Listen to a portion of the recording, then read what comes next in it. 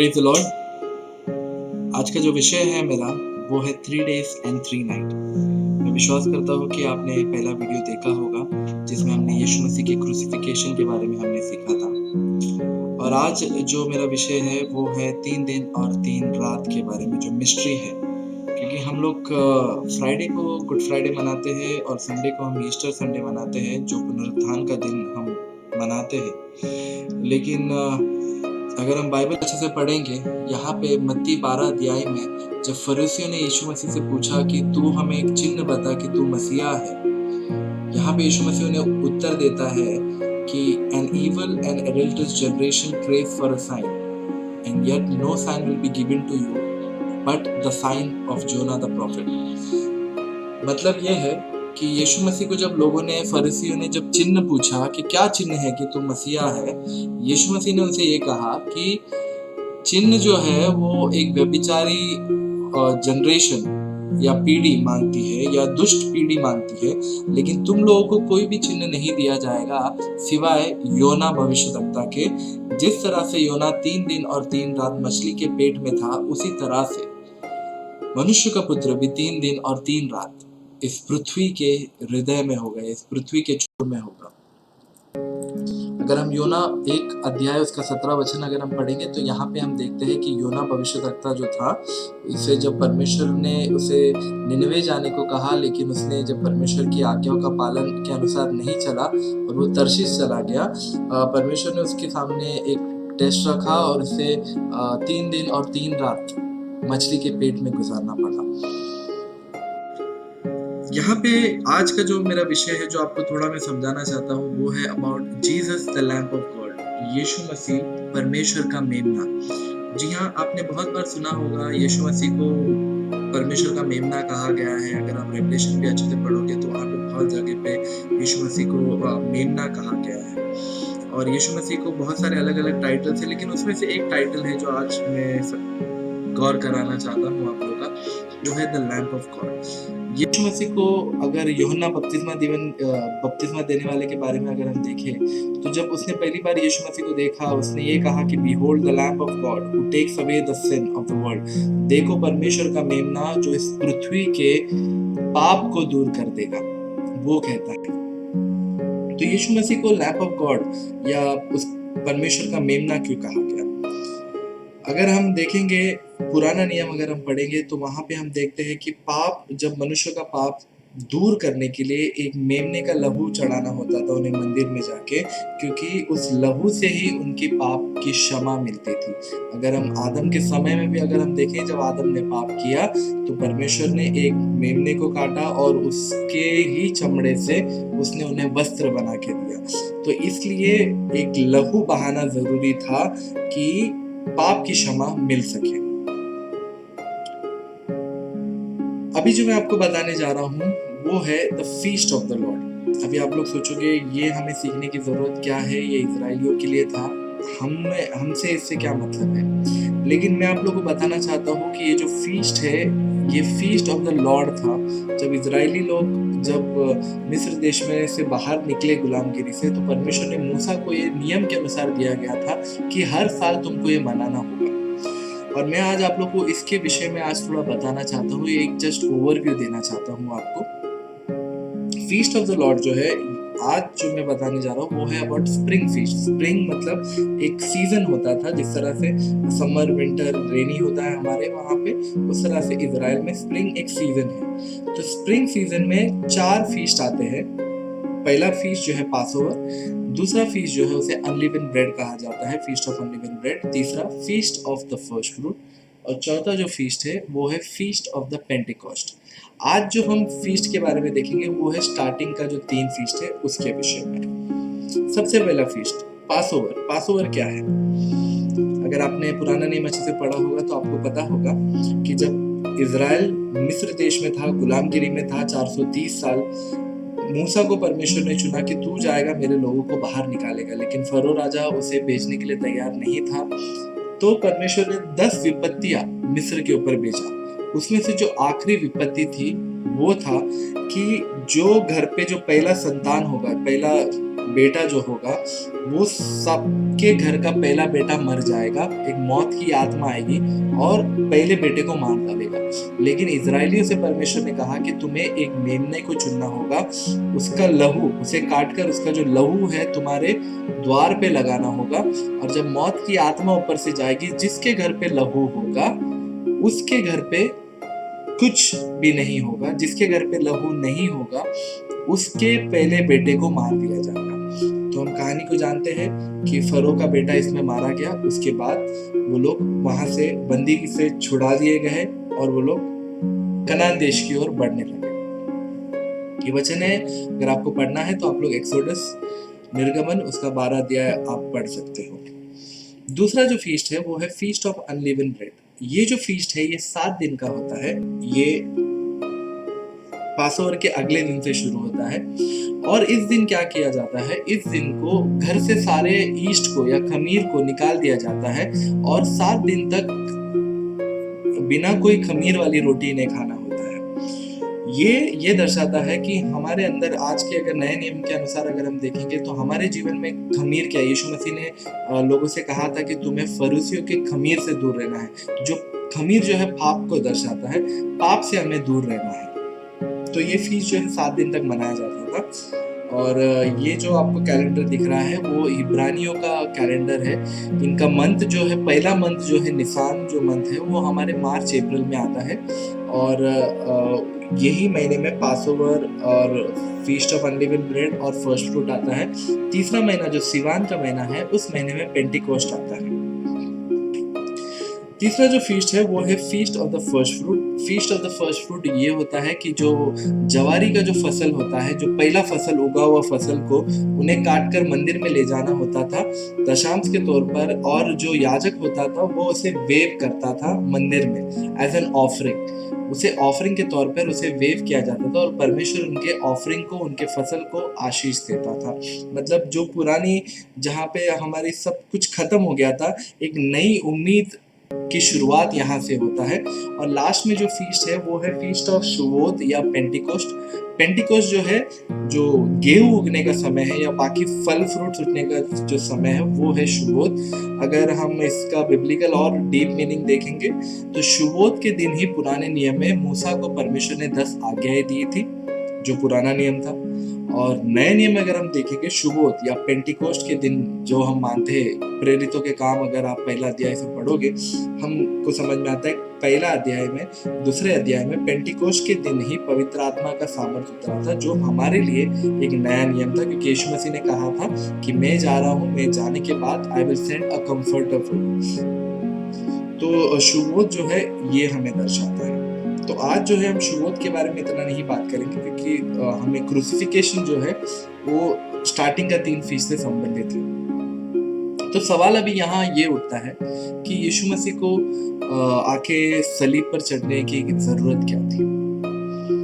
इसका जवाब यही है कि जिस तरह से परमेश्वर ने आदम को अपने स्वरूप में बनाया, लेकिन आदम ने परमेश्वर के विरुद्ध खड़े होकर उसने पाप किया और मनुष्य और परमेश्वर के बीच में दूरी आ गई। तो उस मनुष्य और परमेश्वर के बीच की दूरी को दूर करने के लिए परमेश्वर को मनुष्य का रूप धारण कर इस पृथ्वी पर आना पड़ा, ताकि वो मनुष्य और परमेश्वर की दूरी को एक कर सके। इसलिए वचन कहा जाता है कि Jesus is the mediator between God and man. तो वो जो गैप था उसे दूर कर दिया गया। और यीशु मसीह की मृत्यु के बाद जो घटना है उसमें क्या था, एक घटना ये थी कि मंदिर का पर्दा फट गया।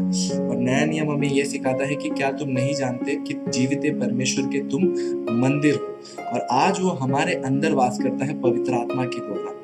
तो इसलिए यीशु मसीह को मरना जरूरी था। तो यीशु मसीह कब मरे?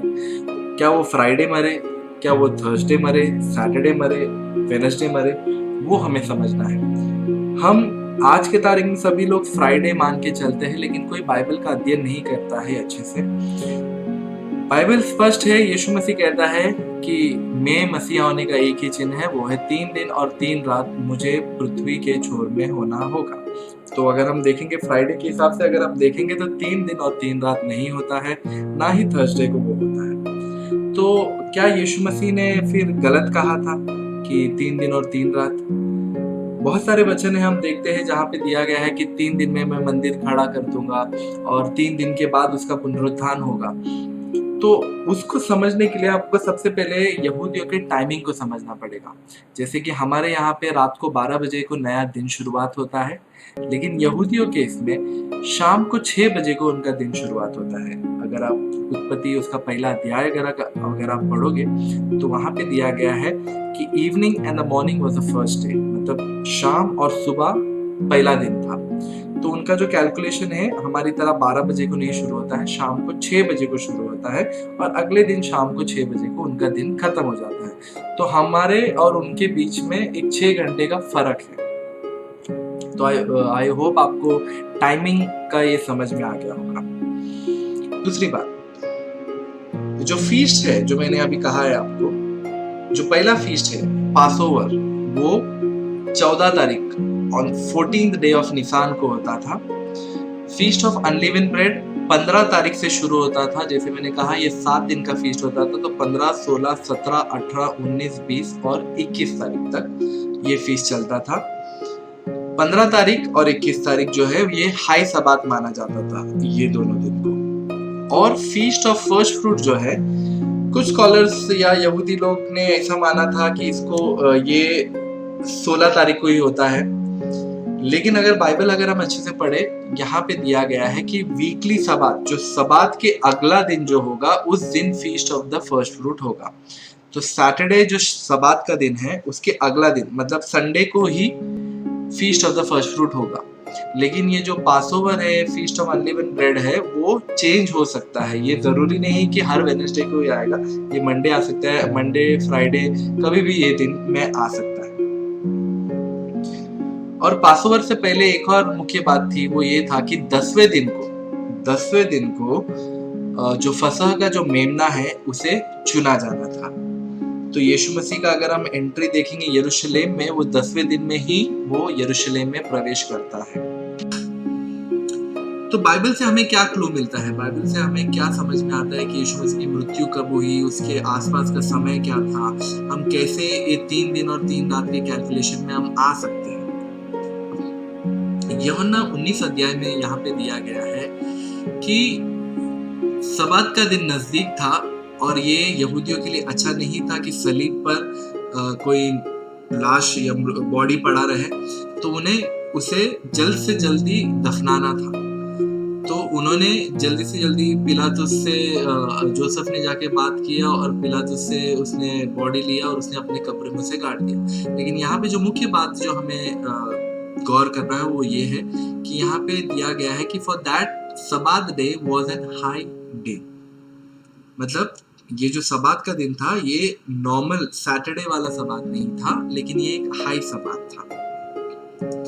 ओके, इसमें हम बाद में आते हैं। दूसरी बात, लूक 23 उसका 56 कहता है कि जब वो लोग कब्र में मेरी मगदलीन के बारे में यहाँ पे बातें चल रही है, जो स्त्रियां थी जो दुख के साथ उस कब्र तक गए, वो लोग जब रिटर्न आए तो वहां पे दिया गया कि व्हेन दे रिटर्न, जब वो लोग रिटर्न आए उन्होंने स्पाइसेस या ऑइंटमेंट या जो भी स्पाइसेस लगता था बॉडी को क्रीमेट करने के लिए या बॉडी के ऊपर जो लगाने के लिए जो भी स्पाइसेस लगता था, तो उन लोग घर पे गए, उन्होंने उस ऑइंटमेंट को खरीदा और उन लोग ने रेस्ट किया अकॉर्डिंग टू द कमांडमेंट। ठीक है।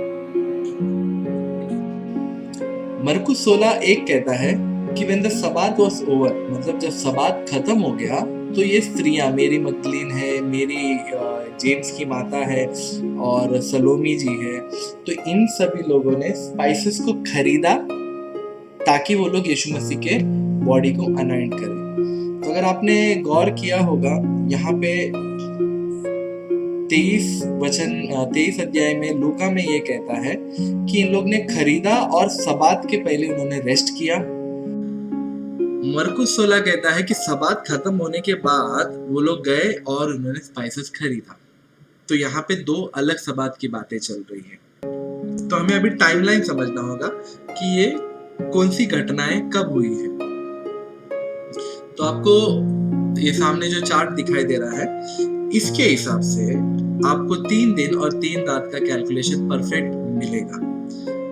यीशु मसीह का जो मृत्यु था वो निसान 14 तारीख को या पासओवर के दिन 3 बजे को हुआ, क्योंकि यीशु मसीह हमारे लिए एक मेमना बनकर आया, तब पासओवर लैम्प बनकर आया। तो यीशु मसीह का मृत्यु वेडनेसडे, हमारे हिसाब से वेडनेसडे 3 बजे को हुआ, और शाम को 6 बजे को उनका फीस्ट ऑफ अनलीवेंड ब्रेड शुरू होने वाला था। इसलिए बॉडी वो लोग नहीं रख सकते थे क्रूज में, इसलिए यीशु मसीह को जल्द ही दफनाया गया। और जैसे मैंने कहा, फीस्ट ऑफ अनलीवेंड ब्रेड शाम को 6 बजे शुरू हो गया यहूदियों के हिसाब से, तो वो एक हाई सबात का दिन था। हाई सबात के दिन कोई भी काम नहीं कर सकता है, इसलिए उन लोग ने 6 बजे के पहले यीशु मसीह के शरीर को दफनाया और लोग घर गए, सारे लोग विश्राम किए। उसके बाद थर्सडे जब खत्म हो गया, फ्राइडे के दिन सलोमी और जो स्त्रियां थी, सबात खत्म होने के बाद वो लोग गए, उन्होंने स्पाइसेस को खरीदा, उन्होंने स्पाइसेस तैयार किया।